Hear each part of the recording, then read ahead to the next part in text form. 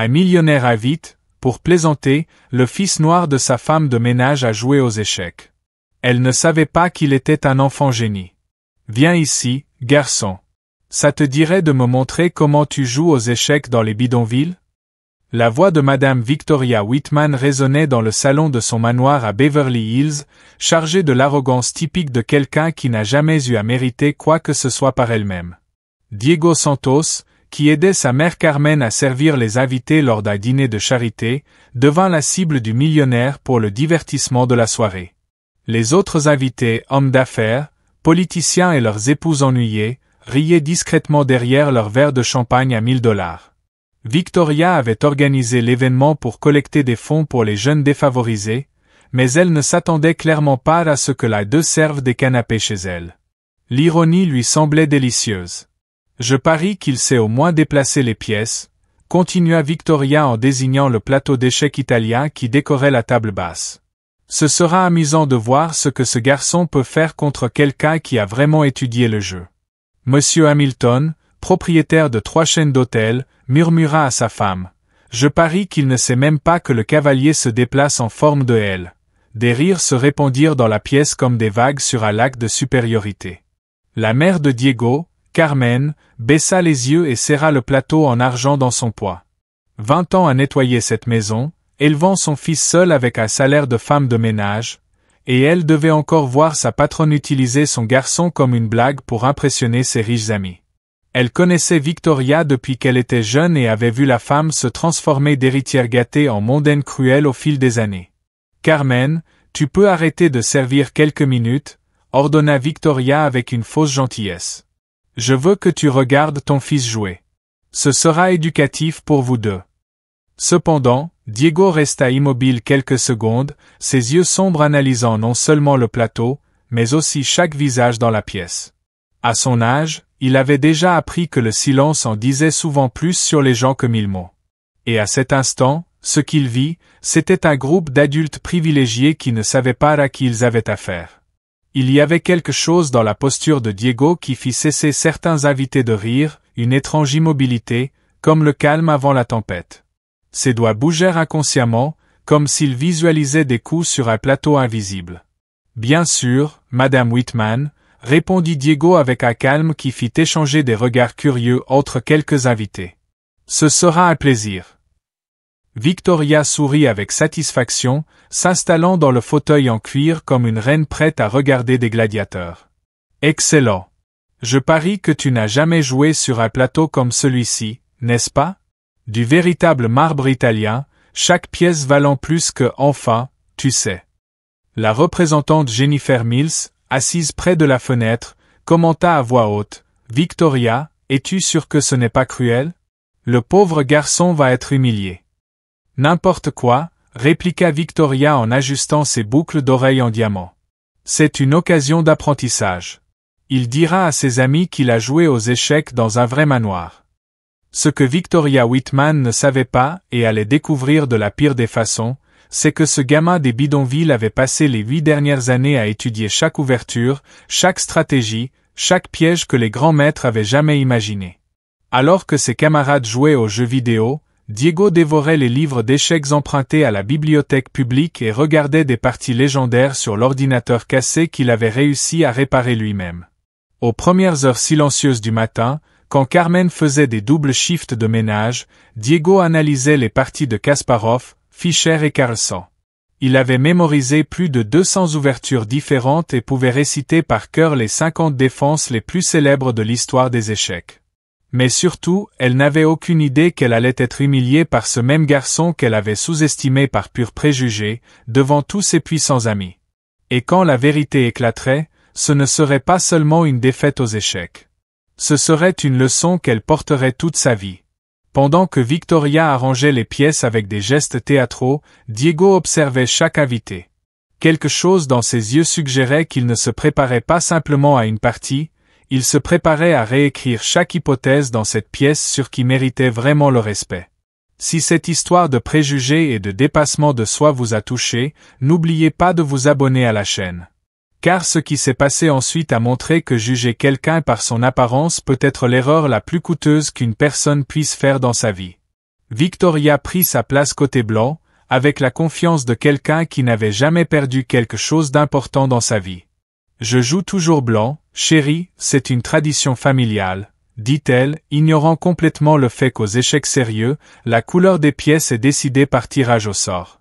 Diego hocha silencieusement la tête et arrangea ses pièces noires avec une précision qui fit froncer les sourcils de M. Hamilton. Chaque pièce était placée exactement au centre de sa case, parfaitement alignée comme si ce plateau en marbre italien n'était qu'un parmi les centaines qu'il avait déjà affrontés. Rendons cela intéressant, annonça Victoria aux invités. Si le garçon arrive à me faire peur ne serait-ce qu'une fois, je donnerai $1000 à, je ne sais pas, une école publique. Les rires résonnèrent de nouveau dans la pièce, mais cette fois Diego leva les yeux et sourit, un sourire qui n'atteignait pas ses yeux. Carmen sentit un frisson lui parcourir l'échine. Elle connaissait ce sourire. C'était le même que Diego avait enfant chaque fois que quelqu'un le sous-estimait dans les compétitions scolaires, le même sourire qu'il avait utilisé à 12 ans lorsqu'il avait dit qu'il n'avait plus besoin de son aide pour ses devoirs de maths. Victoria ouvrit la partie avec un mouvement de pion conservateur E4. Roi indien, chérie, une ouverture classique que nous avons apprise à Harvard, expliqua-t-elle avec condescendance, comme si elle apprenait à un enfant à faire ses lacets. Diego répondit instantanément C5, la défense sicilienne. Un silence gênant emplit la pièce. Ce n'était pas le coup de quelqu'un qui pourrait juste savoir déplacer les pièces, c'était la réponse de quelqu'un qui connaissait la théorie. Intéressant, murmura la représentante Mills en se penchant en avant. Victoria hésita quelques secondes, assez longtemps pour que Diego réalise qu'elle avait mémorisé une demi-douzaine d'ouvertures mais ne comprenait pas vraiment les principes qui les sous-tendent. Elle joua CC3, suivant un schéma qu'elle avait probablement appris dans un club social. Diego s'est accordé un bref retour en arrière. 8 ans plus tôt, alors qu'il n'avait que 9 ans, il avait trouvé un livre d'échecs déchiré dans la poubelle de la bibliothèque. Il l'avait emporté chez lui, caché dans son sac à dos, et avait demandé à Carmen de lui apprendre les règles de base. « Mijo, pourquoi veux-tu apprendre ça ?» avait demandé sa mère, épuisée après un double service de ménage. « Pour être comme les enfants riches, maman. Ils disent toujours qu'ils sont plus intelligents que nous. » À cette époque, Carmen ne gagnait que 6 cents par mois. Il n'y avait pas d'argent pour des cours, un ordinateur, rien. Mais il y avait la bibliothèque publique, qui est devenue la seconde maison de Diego. Chaque jour après l'école, il marchait 3 kilomètres pour étudier des parties historiques dans des livres poussiéreux que personne d'autre ne touchait. Victoria joua en fa des 3, un coup timide qui révélait sa nature conservatrice aux échecs comme dans la vie.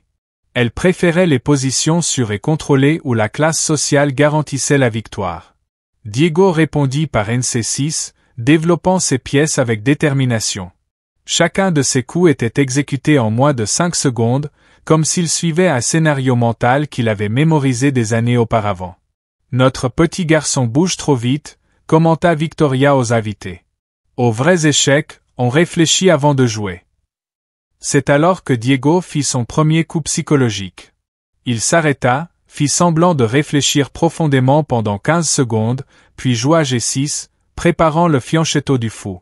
C'était un coup que n'importe quel débutant aurait pu faire instinctivement, mais qui faisait en réalité partie d'un plan stratégique complexe qui mettrait 10 coups de plus à se révéler. « Ah, vous voyez » se tourna Victoria triomphalement vers les invités. « Il n'a pas la patience de réfléchir. » Typique.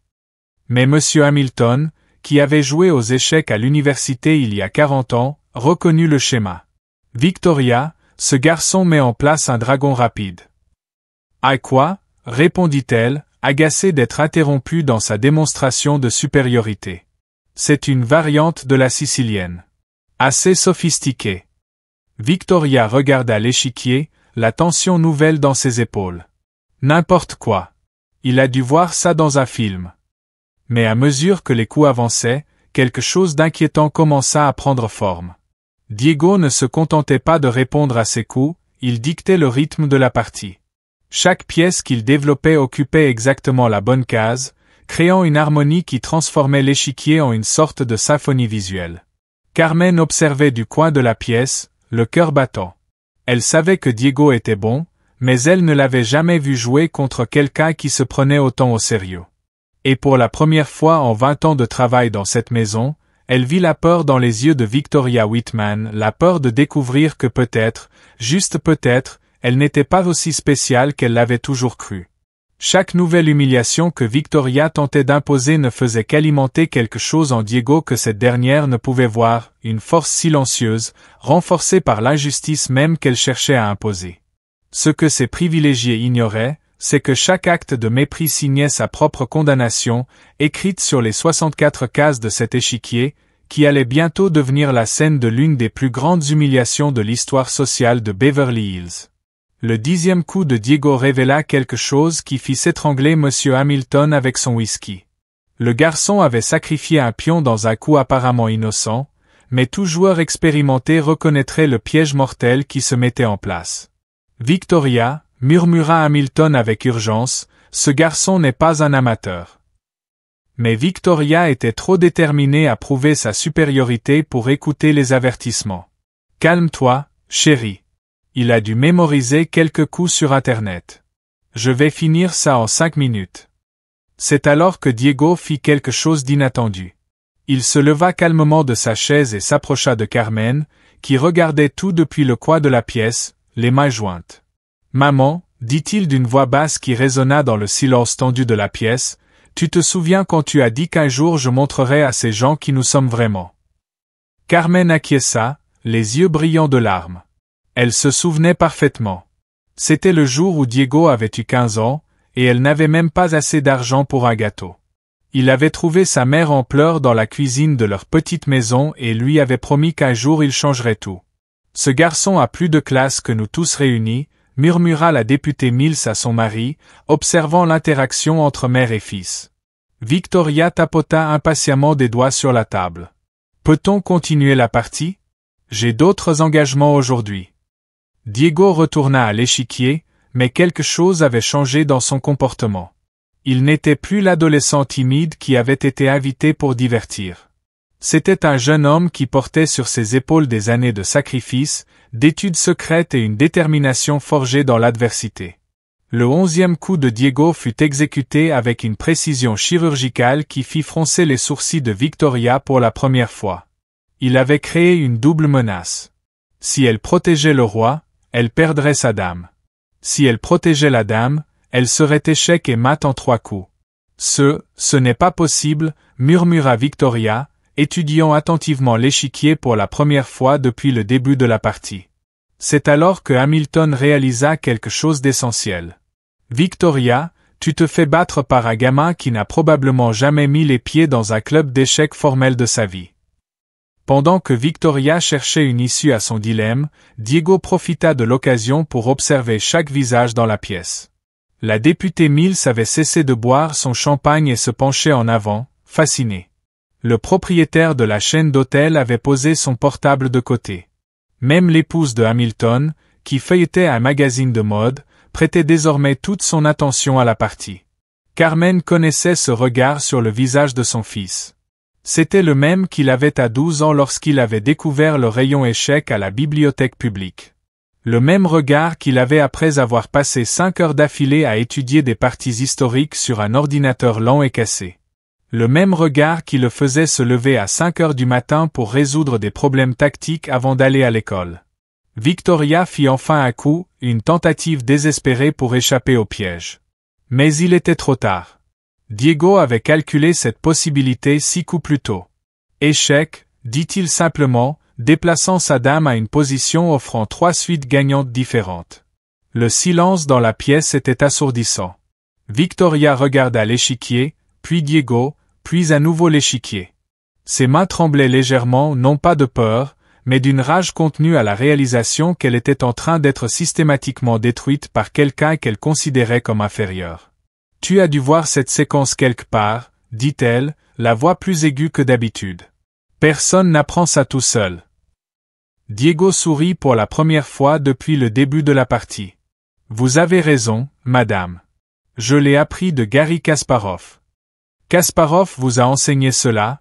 demanda Hamilton, incrédule. « Pas personnellement, » répondit Diego en déplaçant une pièce vers ce qui était clairement le coup final. Mais j'ai étudié toutes ces parties documentées, 183, pour être exact. Il a utilisé cette séquence particulière contre Karpov en 1984, lors de la 23e partie du championnat du monde. Victoria regarda autour d'elle, cherchant le soutien des invités. Mais ce qu'elle trouva était quelque chose qu'elle n'avait jamais vu diriger contre elle, une désapprobation silencieuse. Pour la première fois de sa vie, les gens autour d'elle n'étaient pas impressionnés par sa performance. Carmen s'avança, la voix ferme et claire. Mon fils se levait chaque jour à 5 heures du matin pour étudier avant l'école. Il marchait 10 kilomètres jusqu'à la bibliothèque publique parce que nous ne pouvions pas nous permettre l'Internet.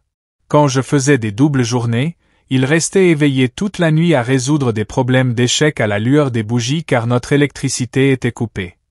La pièce était désormais complètement silencieuse. Diego regarda sa mère avec un mélange d'amour et de détermination qui fit détourner le regard à certains présents, honteux. Échec et mat, dit doucement Diego en plaçant sa reine en position finale. Victoria fixa l'échiquier longuement, comme si elle espérait que les pièces changent de place toutes seules. Quand elle releva finalement la tête, elle trouva Diego la regardant avec le même calme imperturbable qu'au début de la partie.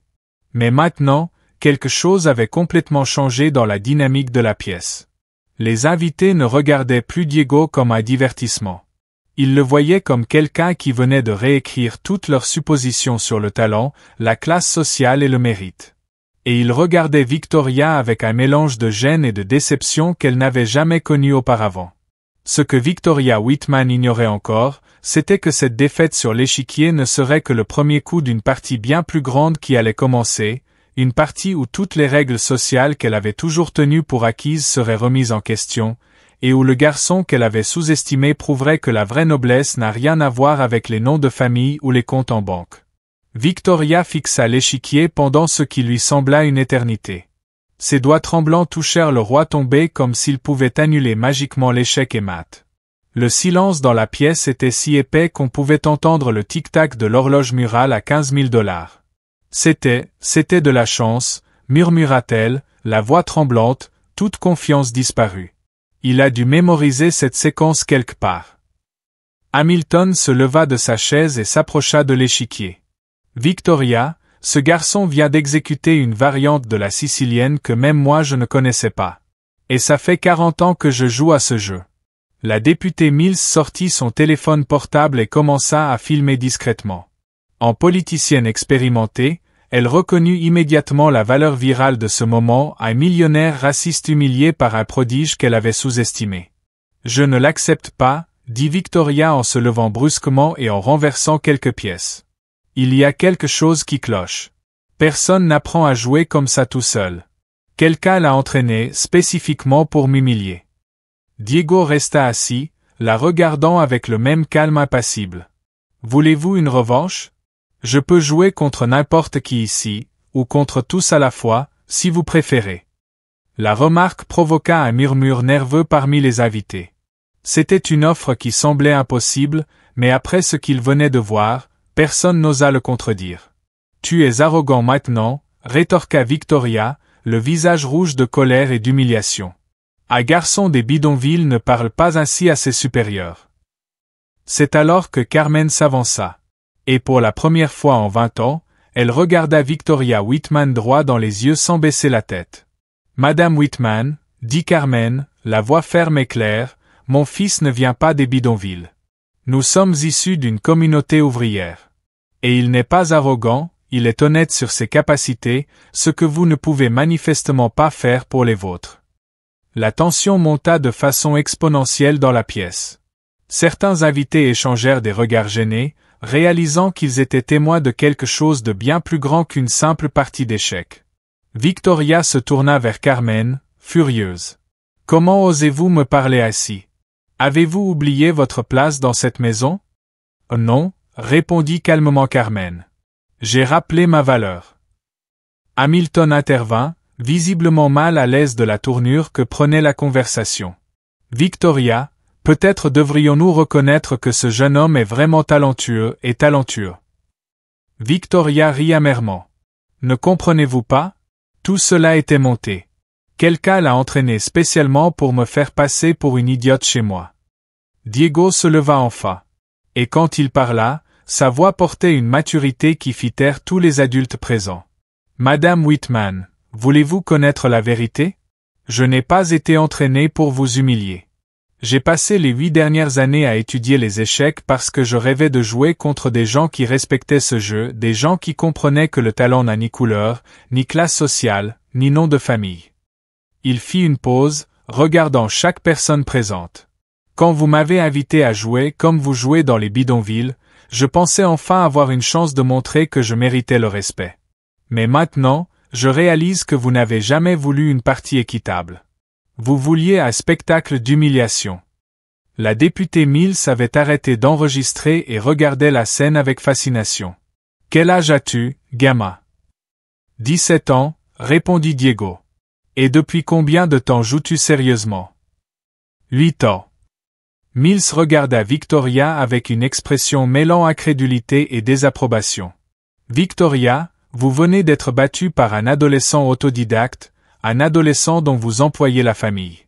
Un adolescent que vous avez invité à jouer pour vous moquer. » Victoria sentit le poids de tous les regards dans la pièce. Et pour la première fois de sa vie, ce n'étaient pas des regards d'admiration ou d'envie, c'étaient des regards de jugement. Je ne savais pas qu'il jouait sérieusement, tenta-t-elle de se défendre. Mais sa voix paraissait faible, même à ses propres oreilles. La question n'est pas de savoir s'il jouait sérieusement, dit Hamilton, visiblement agacé.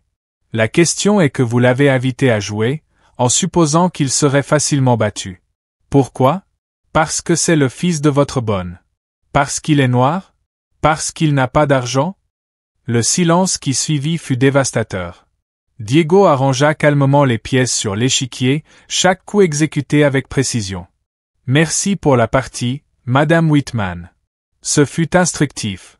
Lorsqu'il eut terminé, il se tourna vers sa mère. Maman, on peut y aller? J'ai école demain.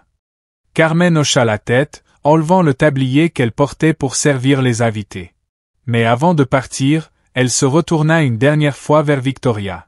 Madame Whitman, merci de m'avoir montré que mon fils mérite bien mieux que ça.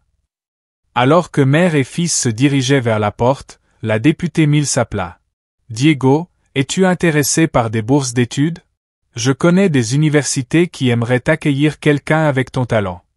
Diego s'arrêta et sourit, son premier vrai sourire de la soirée. Très intéressé, madame. Mills lui tendit sa carte. Appelle-moi lundi. Victoria regardait, immobile, essayant encore de comprendre comment elle avait perdu tout contrôle de la situation. En moins d'une heure, elle était passée d'hôtesse respectée à la femme qui avait sous-estimé un prodige par préjugé, devant des témoins importants.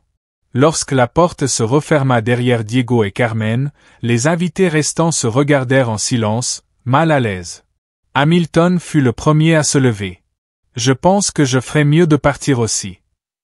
Un par un, les invités commencèrent à partir, ne lançant que des adieux froids et des regards désapprobateurs. Victoria resta seule dans la pièce, toujours fixant l'échiquier où son arrogance avait été systématiquement détruite par un adolescent qu'elle considérait comme inférieur. Mais elle ignorait encore que cette nuit n'était que le premier coup d'un jeu bien plus grand.